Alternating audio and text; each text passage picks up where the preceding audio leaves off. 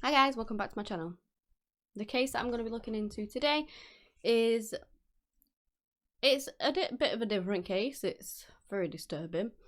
It is the case of Ashley Reeves. It was suggested to me by Ian. This is all wrong. There we go. It was suggested to me by Ian. So thank you for that. I appreciate any suggestions you guys have. And of course, if you do have any more, please do let me know.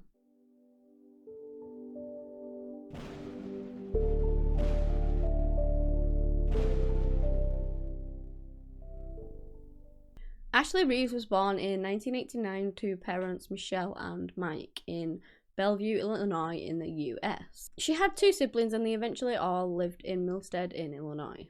You know, growing up, Ashley was a good little girl. She did really well in school, in junior school. She was a really happy kid. She got good grades. She would make a lot of friends. She was very social. You know, just a typical person, really. And then growing up, at the time of this case actually happening, she was 17 years old. So into her teenage years, she was respectful.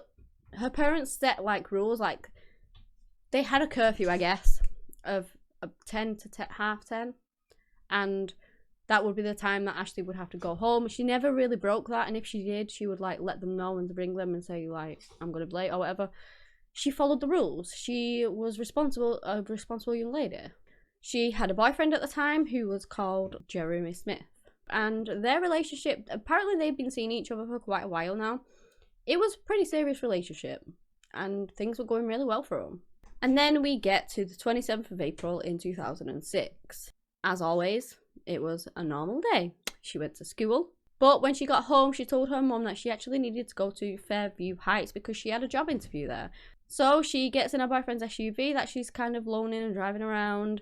It's about 15 miles away from her house, so her mum doesn't really think much of it. You know, she's got a curfew, she knows when she's got to be back, she's responsible, and so not much was thought about that. But the thing is that Ashley didn't come home that night. She didn't come home for a curfew. Her mum tried to ring her, but received no answer. They tried to ring friends, received no answer from them. Well, not no answer, but they didn't know where Ashley was. They hadn't seen her. And so she was getting really, really worried. They obviously reported her as missing to the police. The police jumped on it pretty much straight away. They didn't really think that it was just a case of Ashley missing her curfew because, like I said, she would ring or something like that. If she'd missed, she's not going to be dodging her parents' phone calls or telling her friends that, you know, to tell them that they don't know where she is. She just admit to where she is. So they figured that something was wrong and that she was actually missing. It didn't take the police long after searching to find the car that she'd used, which was obviously her boyfriend's. It was at this place called Ladderman Park. They found her inside. They found like the interview outfit that she would have used for the interview. She also had a basketball outfit because she really enjoyed playing basketball. But there was no sign of Ashley. They couldn't find anything, you know, around the vicinity. They did searches. People got involved. Community got involved, and they just found nothing. So what the police decided to do, as they normally do, they looked into the people closest to her. So that was her boyfriend, Jeremy, and they looked into him. But he actually had an alibi. Excuse me. He actually had an alibi, and he was not even in the area when Ashley went missing. And also the police believed him pretty much straight away anyway, because he really seemed to care for Ashley, and you know, he really, really did adore her. So they didn't think it was him, and then with his alibi, it just kind of ruled him out. Even though he hadn't seen Ashley, he had spoken to her on the phone, which he told them. He told them that he spoke to her between 1 and 11, and that she said that she was going to go for an interview, and then she was going to go and play basketball after. They also went and spoke to her friends to see whether they knew anything as to where she might be. And they mentioned this park that Ashley used to go to quite a lot. And this is where they said that she actually met up with a man that I believe he used to be her teacher at some point. He was older than her. And I think he taught a class of hers or something like that. But she knew him from school as a teacher, I guess. And then when she left school, she didn't see him, but then she ended up meeting up with him again at some point. And they began to meet up at this park, apparently. This man's name was Samuel Shelton, Sam, and he worked at this rival school. I believe he was a gym teacher and also a driving instructor. So they began looking into Sam. Now, Jeremy had spoken to the police and said that he didn't believe that anything was going on with Sam and Ashley.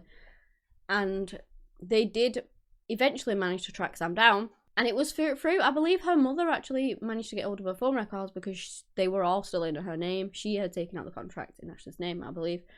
And so she was able to gain access to those. And when she rang some of the numbers on there, Sam was one of them, one of the last people that she actually called.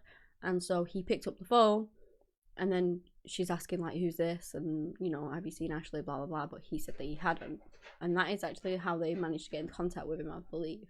And then he was brought in for questioning. Apparently, friends had said that they were Ashley was supposed to meet up with Sam that day. She'd been seeing this older man and she was supposed to meet him the day that she went missing. But Sam's here saying that he didn't see her. You know, he hasn't seen her that day at all. He was saying that they were basically just friends, that they weren't in like any sexual relationship together or anything like that. You know, just the normal general thing. At this point though, it's 24 hours since Ashley's gone missing.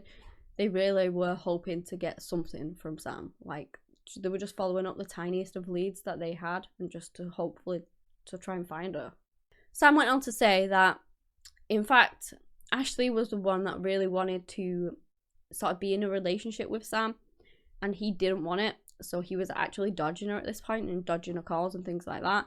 The thing was, the police didn't really believe him. They were pushing for more information, and they kept pushing him, and that is when he began to change his story over and over. He changed it a couple of times.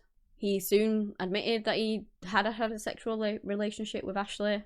Then he admitted to being with her that day. So you can see a pattern of lies here that why would an innocent person lie about anything like that? You'd just tell the truth. If you were with her, you would just tell the truth. Yeah, okay, it might look bad, but if you haven't done anything wrong, then the truth will come out. So you just say that you were with her, but he wasn't. He was lying. He wasn't with her. He didn't have a sexual relationship with her.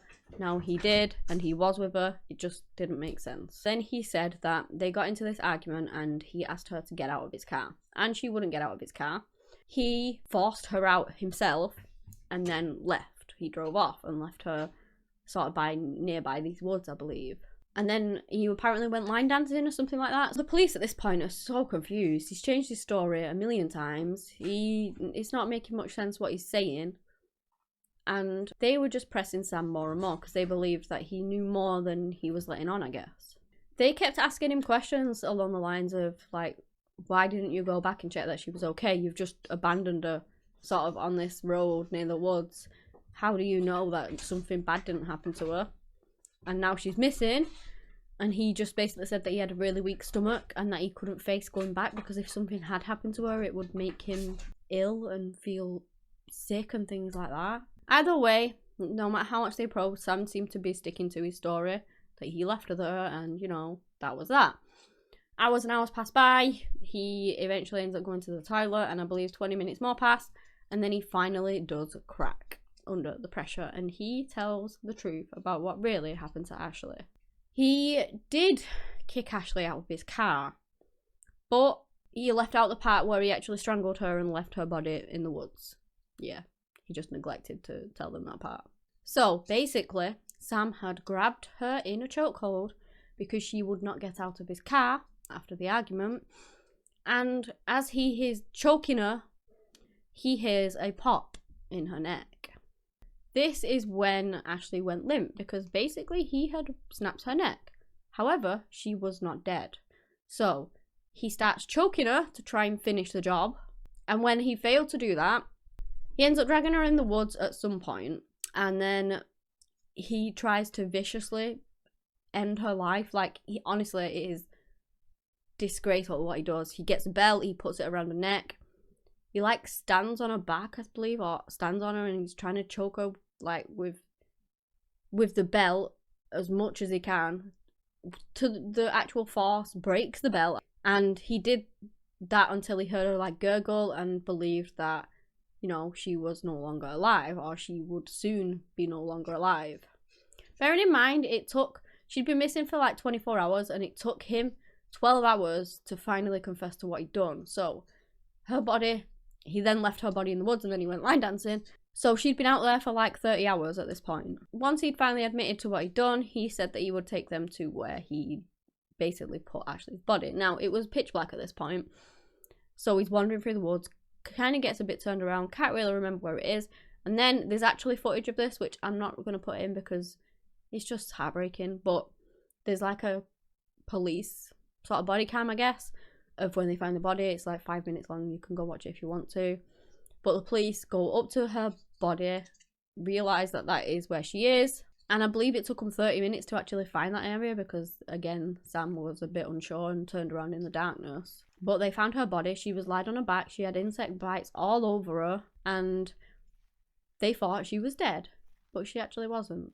She was still alive. She was still hanging on there. The police officers, you can actually see her blinking in the video. The police officers, I believe, didn't notice that initially. What they noticed was the rise and fall of her chest, and that is when they realised that she was alive. They called for an ambulance, and they actually sat down and comforted, like, next to Ashley, because I believe that they thought that, you know, she probably wouldn't make it, that maybe, especially after what she went through, how he snapped her neck, and then he tried to suffocate her numerous occasions, even with a belt. And, you know, they just didn't think that they would make it out alive with her, I guess. So they comforted her, they waited for the ambulance to come. She was in a really bad way at that point. But the ambulance came and they whisked her off to hospital. And obviously, Sam was arrested. What he did to her was just absolutely horrific. And the fact that she survived, because she went through this long ordeal of learning how to talk again. How to walk again, how to do everything again. Not only was she sat in the woods for like 30 hours in the freezing cold, frightened to death with a broken neck, just trying to hang on there, hoping that somebody found her. She then had to go through this recovery of everything, but probably people didn't even think that she would walk again or talk again or whatever, and she did. She went through all that, she recovered, and it just goes to show how amazingly strong a woman she actually is. Really, truly amazing story of something so horrific that happened to her. Sam, of course, was charged, and then he got out on bail, and that is when he tried to take his own life. The paramedics that went in that tried to save him, he was spitting at them, he was being dead aggressive. When he was in hospital, he was being really aggressive towards the nurses and trying to punch them and things like that. But he didn't get away with it that easy, did he? Because the attempt was failed. He was charged with attempted murder, and he was sentenced to 20 years in prison. And as I said, the amazing thing about all of this is that Ashley actually survived, and honestly, it really warms your heart that somebody survived something like that. And I know the trauma that she went through was horrific. The recovery that she had to go through was horrific, but she did it. Ashley made it. She survived this horrific attack. She is such a strong, amazing person, and she is now about 33 years old. She is a mother of 2. She did an interview not long ago and has mentioned about how strong it made her. She's just such an inspiring woman. And yeah, this story, when I looked into it, ended in a bit of a twist, because normally these cases do not end like that. You know, people more often than not, unfortunately, lose their lives. They go missing, they're never seen again. It's awful. But this one, she survived, and I found it amazing. I honestly did. But yeah, that is the end of the case. If you guys have enjoyed this video, give me a big thumbs up, subscribe to the channel for similar content. Anyway, that's all I have today on the case of Ashley Reeves. Thank you so much for watching, and until next time, bye.